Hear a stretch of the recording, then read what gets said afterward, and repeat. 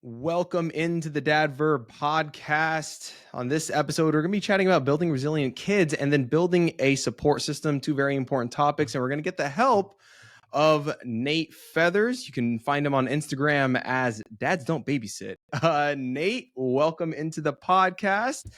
We have Ben and Andrew joining as usual, but Nate, new face here. Do you want to give a quick intro as to who you are, what you do, and how many kids you have? Yeah, sure. Like you said, my name is Nate Feathers. I'm at Dads Don't Babysit on Instagram. I am a father of 5 with one on the way. So I used to say that I had one in college and one in diapers, and then she's out of diapers. But we're about to be able to say that all over again. So I guess that's good. Dude. Yeah. So I basically, let's see. Like people ask me all the time, like what I do. I kind of am all over the place when it comes to like working and things like that. And so I've actually created a business, a Christmas light hanging business. So we're in full swing with that right now. Nice. And that's kind of the main thing at the moment. So you service awesome. Iowa? I got some. It's funny. I'm in Nashville. It was 85 degrees yesterday and I was like sweating to death. And today it was 44. So it was like a big old swing to the bottom of that where it feels like freezing now. That front is on its way to us too. Yeah, we're feeling it here in Texas as well. So, man, it's really great to have you on. There's going to be a lot of wisdom here because we've got a guy with a lot more experience than us. So this is just going to be learning. This is going to be fielding some questions. And it's just cool too because like you've got a 19-year-old on the high end and you've got one on the way. So like range, a lot of range. And I'm curious to know, like, you know, the differences in parenting when you were raising your first versus what's happening now. I think there's so many more things when it comes to like research and gear and just there's just so much. I'm just curious as like how you're adapting to it, or if you're just kind of like, oh, whatever, I know this. So it'll be fun to ask those questions here in a little bit. But what we like to do, it's tradition for us to do a sick check because everyone is always sick. And what is our current streak of health? It was definitely this summer, and I feel like it was maybe a 4 episode 2 weeks, run. maybe 3. Yeah, maybe I'm overshooting it. So I think we had 3 weeks where everybody was healthy and nobody had come down with anything, and we were. And then a guest ruined one of those little boards in the back. Yeah, we had our guest. Our guest came on and ruined it, but you know we've had a decent streak. But you know what's the meter today? So last week, I think we were actually healthy last episode, but this week, my family, we are healthy, but leading like literal minutes leading up to us recording, my daughter vomited all over her crib, like it was just, I'm literally like still sweating from like the scramble. So I don't know if we are sick or if she was just mad. So because what she does is she cries so hard she vomits. I at the moment I feel like we're not, and that was just a fluke. But what about you guys? Ben, we'll go Ben, Andrew, and then Nate. Fortunately right now everybody in the house is healthy. But me and my kids spent the weekend outdoors or a day outdoors sleeping and camping, so it was pretty cold at night. So we'll see. He's starting to cough a little bit, but he was also playing on hay bales and stuff. So I'm really hoping that it's just residual from, you know, breathing in a bunch of hay dust. It's never allergies. But, you know, fingers crossed for right now, everybody's healthy. Teething, but healthy. I'm going to have to say the same. Everybody's healthy. Nice. I mean, I'm on like 4 or 5 weeks in a row here where, you know, we're doing good. I envy you, man. And it's in the middle of that move. I mean, come on. I moved across the country. No one got sick. To you. Just saying. Props to you. Like, anyway. For real, man, that's awesome. Actually, whole fam's healthy. You know, it kind of sounds crazy when there's 8 of us, or 7 of us and one on the way. My wife, you can't say sick because she's just not feeling good, you know, but as far as sickness goes, we're good.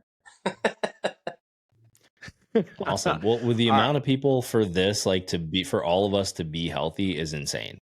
Yeah. This is actually, that's in like peak, like start like flu season. cold season, October. Yeah, like this is actually a big deal. So like, let's enjoy this.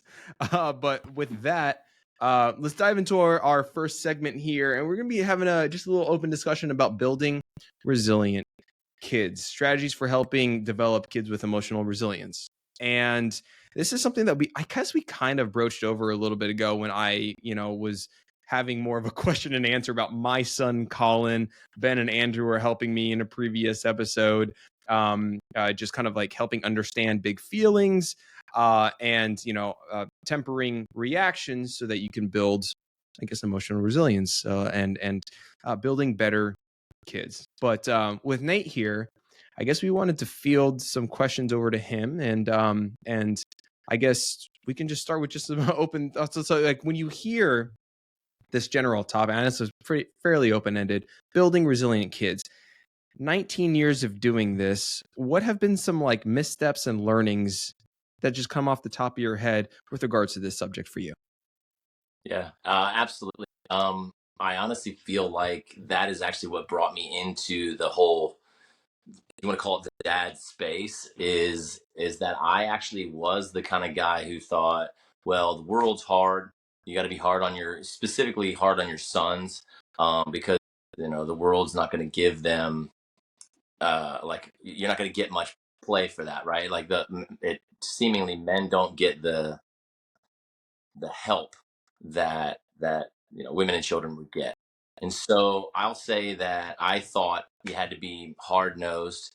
I actually thought that if you had that whole concept of, well, if they assume they're going to get something, like if they go hard at it, I'll give in. Like if you give in, then they'll learn that you'll just give in at some point. So I did the exact opposite. When he would push and push and push, I would come back harder. And I really regret that, to be honest, because all it did was like teach him that I was mean. It really.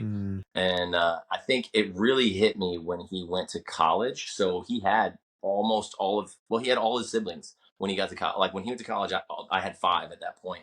But we took him to school, and I sat on the front porch, and I just thought, oh my gosh, like it's over. And I didn't mean like, oh, he didn't pass on, but like he's now out of the house. He's his own person.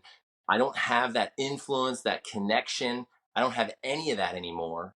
And it just hit me like a ton of bricks. They always say, like, when you, right, like if you have like those near death experiences, your life flashes before your eyes. I literally had all of those things that happened in his life that I probably knew in the moment, this is probably not what I should be doing. I'm being very mean. All of those flashed before my eyes, and I was like, man, I no longer have the opportunity to connect with him like I did. And when I had that opportunity, I just squandered it on being frustrated and angry and trying to be like, oh, I got to work, I can't be here, or you can't come with me. And so I literally I started a full 180 where I'm like, I worked at a job for a while, and there was a point at which I was holding my daughter, and it was a remote job, and she had fallen asleep on me. I was off screen because I wasn't doing the talking, and then the guy was like, well, Nate, you want to come back on screen and like say bye? And I clicked on. I'm like, sure, sorry, but like my daughter's asleep on me, and they told me like that's not the kind of like feel we want to have. Like we're corporate, we don't want to do that. And I was like, that is not going to work for me. Like I'm a dad like above all else. Like I'm a dad who has a job, not a man who works, who has kids. If I can like say that as like the great way to put it. And I'm like, my kids will go with me like anywhere. Like, I mean, if at some point, I mean, I know they're supposed to be in bed right now, but the door may pop open and they'll be in here. But like we're dads, right? So they just are part of who I am and part of my life, and they're going to interrupt stuff. I was on another podcast a couple of days ago, and my youngest son Wyatt like walks in, just starts talking. I'm like, hey buddy, we're doing something, but it's just like I'm so different. And I wish I had known all of this stuff before, because what you're talking about is that whole resiliency. And when you think about it being, oh, I have like as a man, I'm like, oh, I have to be hard on my boys because they're going to have to deal with a harsh world. And the truth is, if I'm like calm and peaceful and accepting and loving and give them the space they need to have big emotions and feel what they feel, they become very, very confident in who they are, because one of the most important people in their lives, me, accepts them exactly the way they are, which for them, it puts that default programming into them that I am supposed to be here. I am part of these things. And in my opinion, that concept was totally outside of my thinking before, but now it's crazy to think that we have to be harsh just because the world is. It's crazy to me to think that. Man, dude, I feel like everything that you said about before your 180 like is really like speaking. I like feel like I want to cry a little bit. Like it's been a hard week, man. And just like I feel like you're giving me like a TED talk or something. Like it's just I don't know. You've got like so much like I don't know. You've got a good vision of like what's you've got a lot of experience as well. And I just like I feel like I'm in the middle of just a very hard period. So I don't know. It's really cool to hear you say a lot of that. And I'm going to just veer off topic because you posted one thing and you're like, it was like, I'm sure that you've got little kids and you're wanting like a clean home and you want peace and quiet and all that stuff. But I swear one day you will have that peace and quiet and you will have that clean home and it's going to make you sad. Right. You're going to actually kind of like miss the chaos. And at the moment I like feel like that's not possible. No. I'm going to love these vacuum lines. I'm going to love the no food on the floor. So I'm like, no. But it's really hard for me to get out of that frame of mind. But then when I hear you speak like you just did, it really like, I don't know, it broadens kind of like the picture and you start looking at the macro instead of the micro.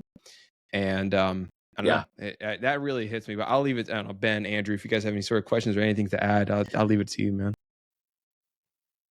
I mean, I think, the reason that, what you're saying is the big reason that I wanted to have you on the podcast, right? I think the way you speak about things, the way you talk about fatherhood as a duty and a privilege is really important. And I think it's the differentiator between the dads of the past, right? The dads that maybe previous generations think we should be, and the dads that we want to be and think we should be, right?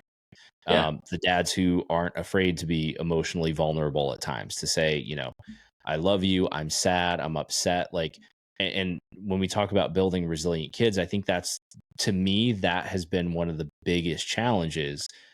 Is I look at my kids and I'm like, I want them to be accepting, loving of themselves, of others. I want them to understand how to manage their emotions, right? You see so many kids that don't know how to manage their anger, that don't know how to manage jealousy or sadness or whatever, and it manifests in all these destructive behaviors. Oh yeah. And in order to do that, I have to deal with me. And that's the hardest part. Is like, I think you saw that, right? You saw that with your 19-year-old, like they went off to college and all of a sudden you're like, I thought I had to be X to get them to where they needed to be. And you realize like maybe that didn't work, or it wasn't exactly the relationship you wanted to build. And so then you have to do all this like introspection and self-reflection and say like, where can I be better? And I think that's the most challenging part, right? Is like dealing with your own stuff, dealing with your own baggage, your own emotions, and giving yourself the tools so that you can be an example to give your children those tools. Yeah. No, that's so true, because like one of the things I say is that I believe self-discipline is the best kind of child discipline. What I mean by that is, me as a father if I can be crazy self-disciplined on my own, I'm going to teach them by leading by example, right? So when it comes to emotional regulation, dads have a tendency to blow up. Dude, I still do it. Like, that's the thing, is that I try to say it as often as possible that I still screw up. Like, even though I believe we should be this way, I'm not going to, I don't do it every time. And there are guys out there that I'm like, that guy probably never yells.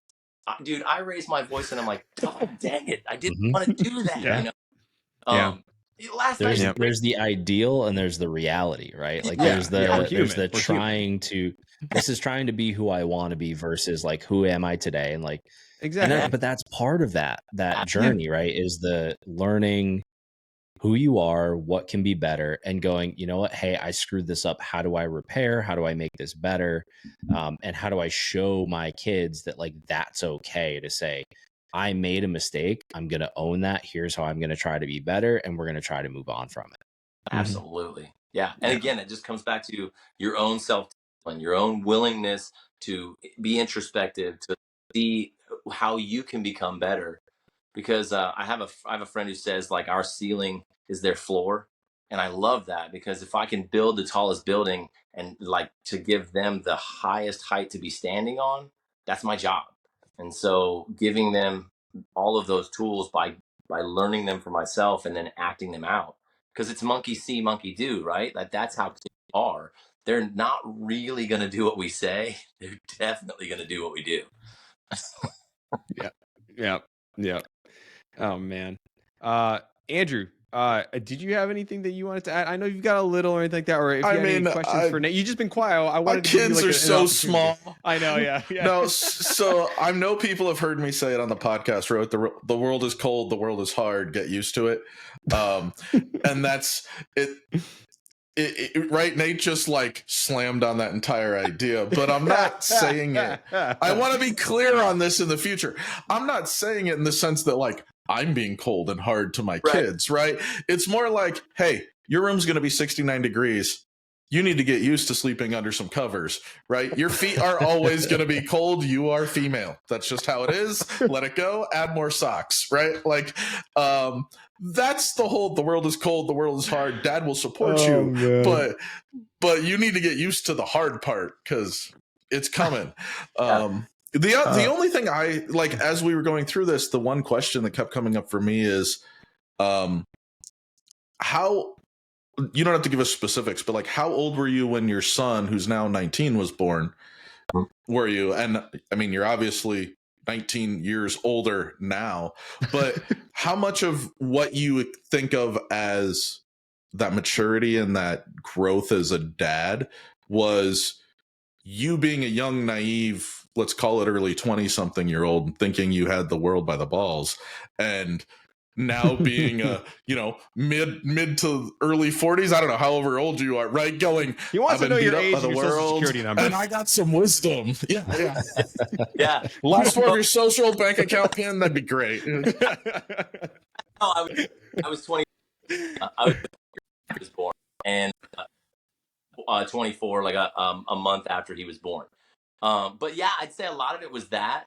But you know what? I don't know if you guys got this or not, but like I always saw kids as part of life. Like I grew up just assuming, oh, I'll get married and I'll have kids. Like it was not like a plan for me to have kids. It was assumed that they were like, the only way I know how to put it is they were on the side. They were just part of what I assumed life would be. I was going to go after whatever goals I had, and oh yeah, I'd have kids along the way.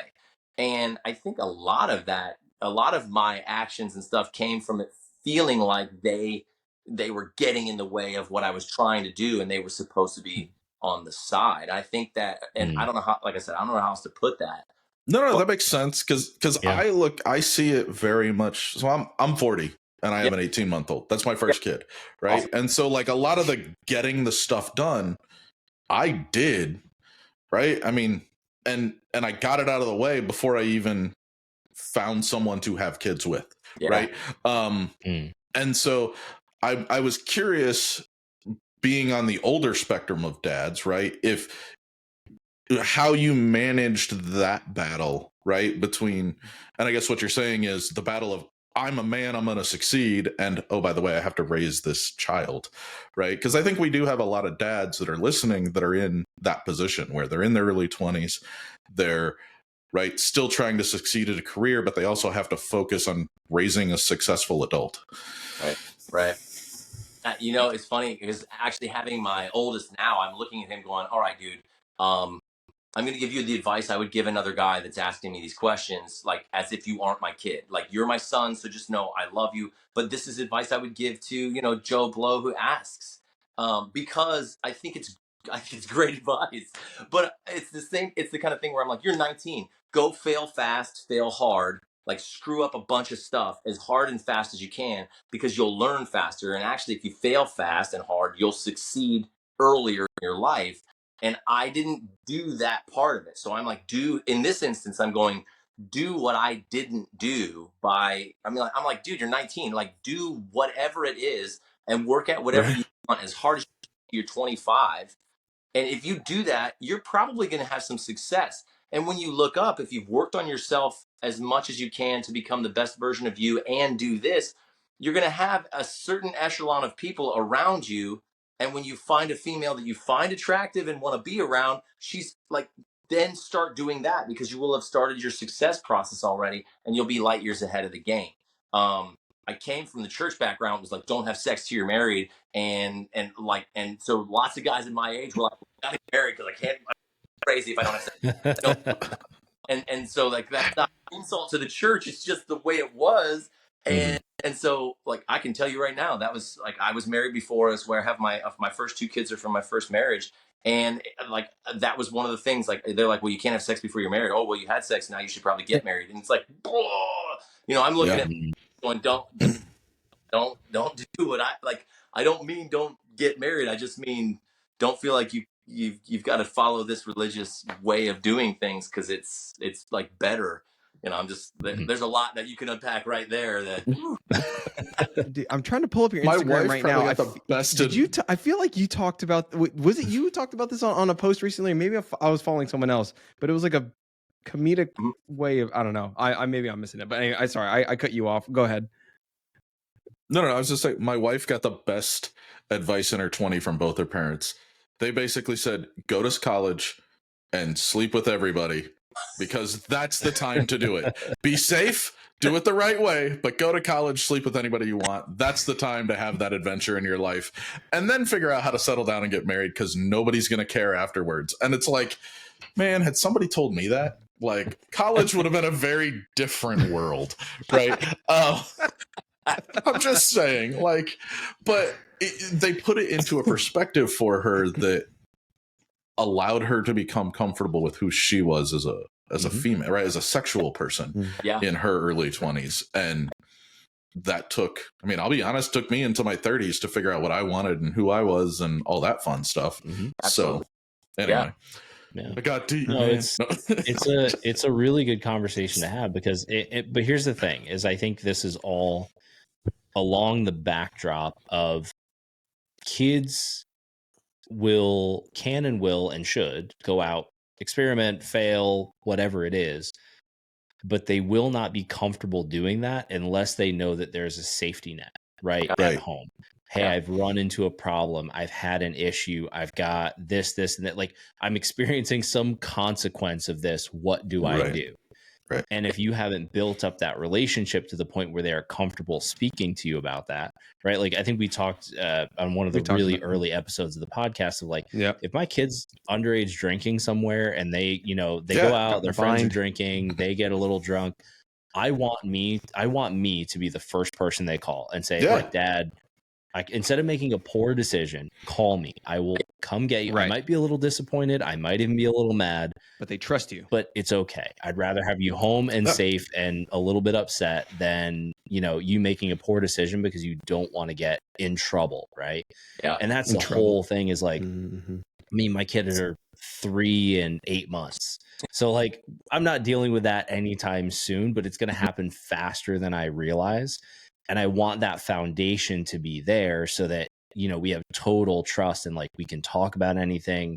Like there is a cone of safety, right? Where we can have that conversation so that when he is out of the house and he's on his own, making his own decisions, he knows like, hey, if I'm in a position where I need help or I'm unsure of myself and I just need some advice, like he can call no matter what it is and have that conversation.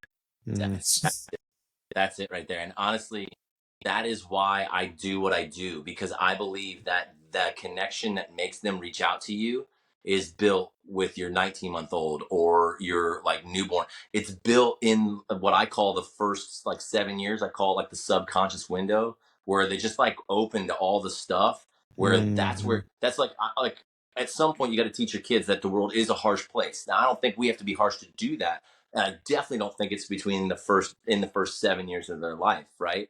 But you're building up this programming in their mind that will run on default. And so from my standpoint, I'm going that, like, if I want my kid, and I did a post about this, but I'm like, if I want my 16-year-old to call me when he's had too much to drink and he's been fooling around like that with his friends, then I can't start when he's 16 and he needs to call me, right? I got to start when he's born and have him like skin to skin on my chest, so he smells me, hears my voice, and begins to build that feels of, this is my safe place. Because if I do that, then I'm not yelling at over, like, breaking something in the house or leaving lights on, and I'm calm. At 16, I'm that call, and that's what we all want. We just forget in the small moments when they're little that the ultimate goal is when the consequences are big and they need somebody, they're reaching out to us rather than hoping they can hide from us, right?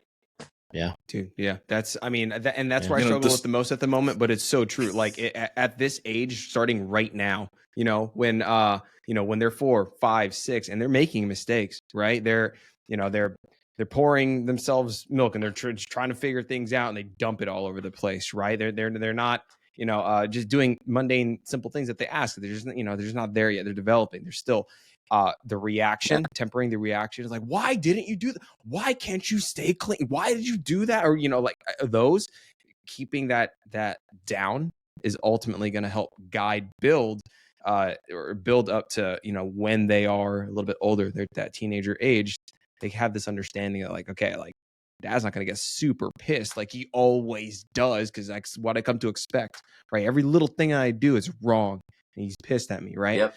Definitely it 100% begins at that early age.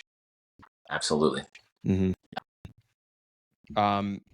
Sorry, Ben, we're gonna chime in here, I could also roll into segment number 2 here. I was just saying you're building a pattern, right? You're building a pattern of experience. So it's they know what to, safety is, and this is like the most boring thing in the world, right? But like the more consistent you are for your kids and the more consistent you are in how you handle situations, the more stable and boring you are, like the more they're going to feel safe. And it feels so lame to be like so consistent and so stable and try your best to not be, like have the outbursts and all this other stuff. And I mean, again, like you said, Nate, it's nobody's perfect. Everybody's working towards this ideal. But it's like, if I'm consistently saying, you know what, like I screwed up, I'm going to admit that, I'm going to take that on myself. Like that shows them how to do it. It shows them how to, like, my son has started recently saying to us, if we like, I dropped something and I got frustrated, I was like, damn, like I just dropped this thing, and I kind of muttered under my breath, and he looked up at me and was like, it's okay, Dad, it's just a mistake, you didn't mean it. And I was like, all right, cool. I was like, you know what? Like, you're right. Okay. And we've been trying to do that with him because I found myself, he's 3, he's very smart. He's trying to do a lot of stuff on his own and just doesn't have the coordination for it yet. And I found myself getting so frustrated, like taking stuff from him whenever he tried to do it. Like, no, just let me do it, it'll be faster. No, let me do this, it'll be faster. No, let me help you with this. And I've had to like stand there with my hands in my pockets or like behind my back and just watch and go. And then he'll drop something or break something, and I got to go, it's okay. It's just a mistake. Like, we're learning. It's just a mistake. We'll clean it up. It's not a big deal. Yeah. And that has taken, it's still, I mean, there's a part of me that cringes every time he goes to like pick something up or cook something, or no, I want to do the ketchup myself. And I was like, I know I'm going to spend the next hour, carpet cleaning this chair, trying to get the ketchup stain out of it. But like, I have to let him try it himself so that he can gain that confidence and know, like, if he makes a mistake, it's not the end of the world. If anyone from Heinz is listening, selling a poncho with every bottle of squeeze ketchup would be an excellent marketing gimmick for every parent. I'm just saying. This podcast brought to you by Resolve. If you need to get anything cleaned off the carpets or furniture, Resolve has your back. You can find a Target with a red card, save 5% off. Kidding. We have no sponsors. No one's paying us. But anyway, there you go. That's where we're at on building resilient kids. I think it's been a great conversation with Nate right now. But let's go ahead and roll into our second segment here. That's building a support system. Okay. Parenting is a village. Well, at least it used to be. Now it's all, don't touch my kid. Don't yell at my kid. Anyway, the importance of finding and utilizing resources for parents. Ben, do you want to kind of kick this off and chat about building a support system? Yeah. So I think we all are very fortunate. It's probably taken some work and some discovery though to have a community of dads, right? Like I think this has been this right here. These conversations is probably one of the things that has either been happening in pockets in real time with folks like people we know and respect who we think are good dads. But now there's this really vibrant community of fathers. Like we're seeing it in Discord, we're seeing it on Instagram, we're seeing it across social media where guys are connecting about these ideas of better men, better fathers, better interactions, more engagement, and kind of building this like dad community, right? But I think that also has to translate to real life. Like it is hard. Raising kids is hard. There is no two ways about it. It's difficult. It's challenging. Your kids are going to be hard because they're going to push all their boundaries. They're going to, poke the bear and try to figure out exactly what they can get away with. And so the hard thing is, how do you build out that support system, right? So whether it's, parents, grandparents, neighbors, friends, even play date groups, other dads that you can meet up with and talk through some of these issues and kind of get a better understanding of yourself.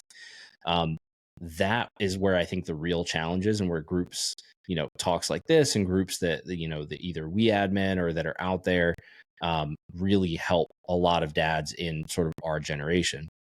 So I wanted to ask you, Nate, like when you started Dads Don't Babysit, obviously you have built a community of fathers, a conversation around fatherhood. So both online and kind of in your daily life, like what does that kind of community and support system look like? And what are the things that you've kind of felt are the key to growing and maintaining that? That's a good question.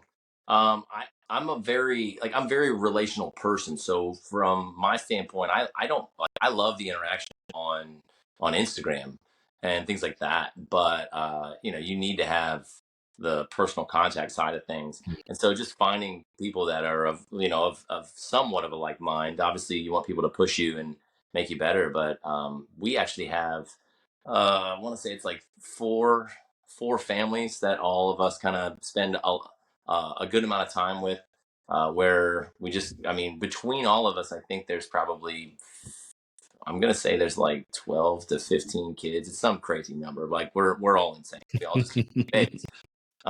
So we have that, and you really do need that. I think that having even if it's just one guy, or a couple of guys you can lean back on and be like, hey dude, am I crazy? Like I feel this way. I've had plenty of times where I've reached out and been like, all right, this is where my head's at. Am I out of my mind? I've had those same guys will reach out to me and be like, got a question for you. Did I overreact?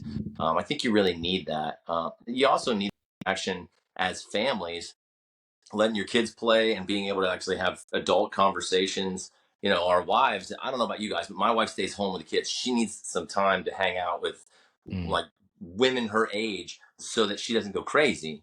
And so I think that's a very huge deal. And like I said, I love the online interaction. I get messages constantly I love it. Every time I get a message from somebody who's like, hey, I have a question about this, or hey, I tried what you said and this is what's happening. Like, dude, I have literally read messages like that and looked at my wife and been like, read this. I can't read it through tears because I'm so excited for that dad. We need that. And I think I heard a stat that guys our age, or at least this generation of dads, are spending three times more the amount of time with our kids than our own fathers did with us. I mean, we're going in the right direction. And so just knowing that you're not alone out there, seeing other guys doing it, or be like having friends that are striving to be the same. I mean, that's massive for your own heart and mind, I think. Oh man, that's huge. Yeah. Jeez, that's a cool. I didn't realize that. It's really cool that I think that our generation of fathers are spending so much more time with their kids. It's just, it's so, and it's still, I mean, we've had this conversation on the podcast before, right? Where you go out and like you're baby wearing or you're pulling, especially if you decide to take the kids on your own. Like if I'm walking around with 2 kids and it's just me, the endless number of compliments you get from like, man, you're such a great dad. Like I took my kids out to breakfast and there were 3, probably older women that all stopped by the table to say like, your kids are so well behaved. You're doing such a good job, like feeding them and keeping them. And I was like, but this is like, thank you. That's really nice. Right. But it's almost like, and we've talked about this, the bar is so low for fathers that we are fundamentally like changing that viewpoint just by doing what it is we think we should be doing. Like we're just fulfilling the job requirements. And it's just like, oh, you're doing such a great job. And I'm like, but if my wife were to do the same thing, it'd be, no one would notice. Not a single person would walk by and be like, oh, that mom's doing such a great job. Or they just would never say anything. Right. And so it's so interesting to see that fundamental change. But I think that change has also led us to connecting with, like you said, kind of like-minded communities. So like I think back to like the dads in my circle, right? They're all about the same age within 4 or 5 years of each other. A lot of us have like 2 to 3 kids kind of all around the same age. And like you said, it's great to be able to like get everybody together. And I think it maybe an episode or 2 ago, we talked about the sort of communal parenting where it's like we all have very similar parenting styles and we know like no one's going to yell at anybody else's kid, but like we all know that our kids are also safe no matter who's like on duty, right? So like one parent will go up to the playroom and hang out with everybody for 30 minutes while the other parents are having a conversation, the kids are all playing around, and then they'll come back down and somebody will switch, or whoever happens to be closest to the chaos will just go, hey, like we know that I know your parents wouldn't say that that's okay. So I'm going to, nip this in the bud right now. Right. But it allows you to go in and relax and go, I know my kids are okay. I can have this conversation and I don't have to constantly have eyes on everybody to see what's going on and who's where, because I know they're going to be all right because someone sees them. And that mentally, I feel like is such a big help to even give those couple hours. You're like, we're going to go eat pizza and the kids are going to watch TV and play. And I know my kids are going to be okay. Yeah. I've seen like I have a friend that I've like some friends that are from India, and they're like his parents live with them. So it's like we don't do that in the United States, right? That's like crazy. The guy lives with his parents, like even if he owns the home and they live with him, it's still weird for people in our culture. But honestly, we're a very odd culture compared to the rest of the world, where that whole it takes a village, it takes a family to raise children. Like that concept is lost on us in the U.S. But I mean, studies have actually shown that kids having just grandparents nearby actually do better in like school and growth and emotional because they have a grandma that's nearby. Like that right there should tell us something about how we live in like the Western world. But I mean, like my friends that they just live up the street, but like his parents live with them, and that gives them the ability to do certain things. I'm not saying we all got to do that, but it's amazing how well we were just talking about this with my wife and I today. I'm like, if we lived in Florida near her parents, I'd live down the street or next door to them at this point. I love my in-laws, which I know is a rarity, but they're awesome. And so I'm like, I'd live right next door. We can hang out all the time. Like all of that, there would never be a problem, in my opinion.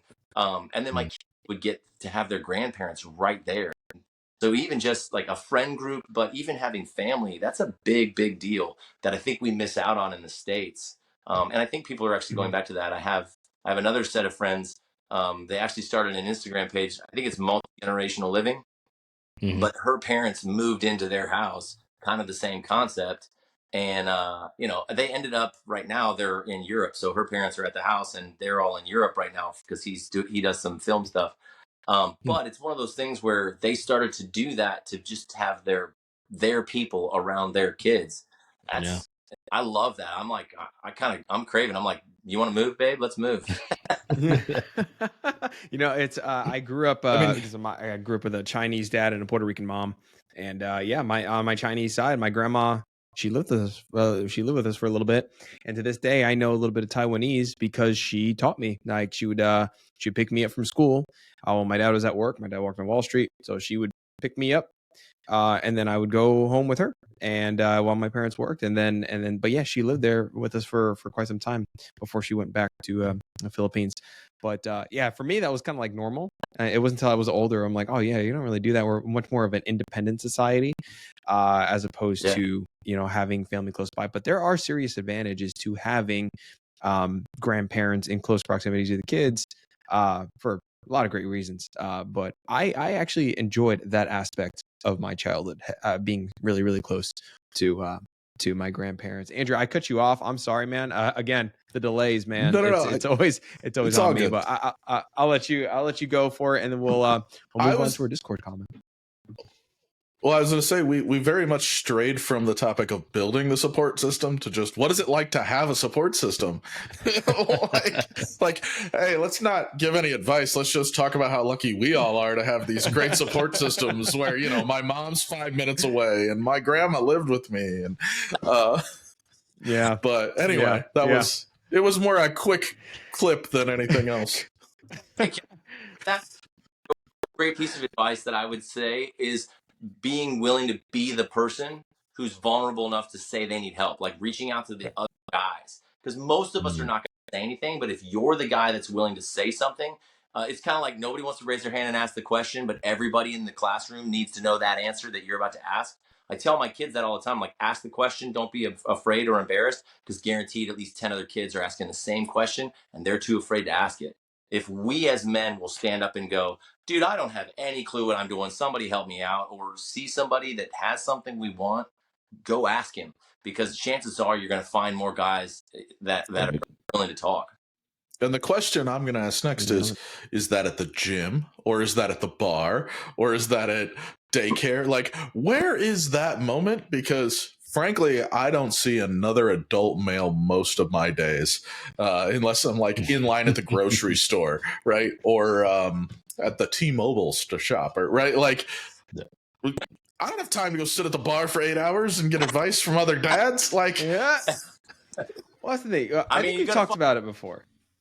Like, we have. You got to make time. Like, and I think, like, again, like one simple thing is like leaning into your hobbies, whether that's like trading card games, or that's like lifting, or that's playing guitar, right? And then actively being a part of groups that engage in that same form of interest, and then like building that community aspect outside of your family, and having that outlet, and then being able to talk and express. But like, I think that's one like main tactic, is just like leveraging hobbies or interests and making time for it, because I think it's an excuse that I hear, like I don't have time. Like, you do have time. Okay, you do have time. If you're able to have enough time to scroll Instagram or do whatever, like, you have the time to do it.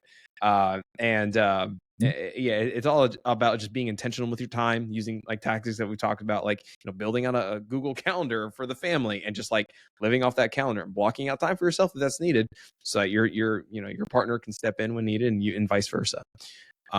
The irony being, I think Ben put together a short of me saying the like exactly how to do that this week, because I got a YouTube thing, and I'm like, oh, we posted something, and I'm like, oh, that's me. Oh, I'm talking. I don't know if I want to watch this. Talking about building your support system. Right? Exactly. There you go.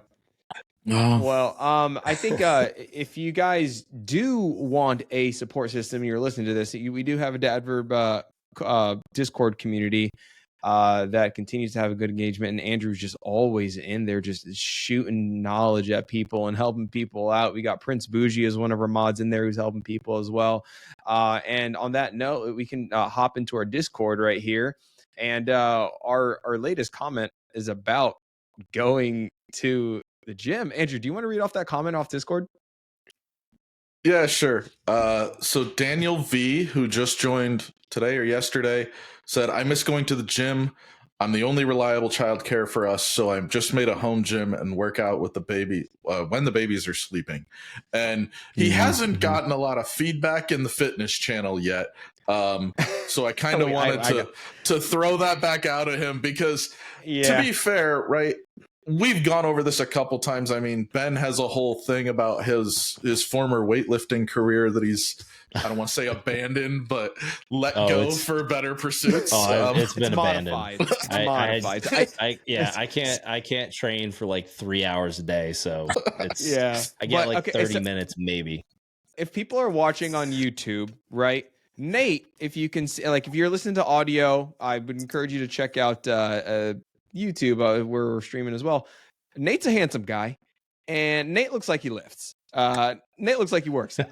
So let's ask Nate here. Or is that, I do not. Let's be clear on this. Andrew does not look like he works out. Okay, if you're not watching on YouTube, I want to. Nate, he works out. So I'm curious, you've got a large family and that skews to all types of ranges. How do you make time for yourself for specifically that thing? Like, how do you make time for the fitness aspect of your life? Because I'm sure that's of relative importance to you. Actually, a lot of guys may not like this answer, but I get up at about 4 a.m. in order to go to the gym. Everybody keeps saying that. Yeah. That's all I keep hearing. Just get up at 4 a.m. And I hate that answer, but I know it's the right one. I know it's the right one, but I don't want to hear it. You'll either take away time from your family, you'll take away time from yourself, or you'll take away time from like your job, right? So some guys work outside the house, maybe go on your lunch break, something like that, find a place to go do that. But I don't have that. So for me, if I don't go at that time, I know I won't go.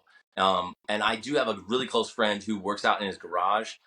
There is I'm a big fan of brute force. Like I have a lot of their stuff that if I need to work out in the garage or outside, I can do that. They've got like sandbags and kettlebells and weight reps, stuff like that. But yeah, I mean, if I'm gonna do anything, I'm just gonna keep getting up earlier because I'm like, oh, I need to write. Well, I'll get up earlier.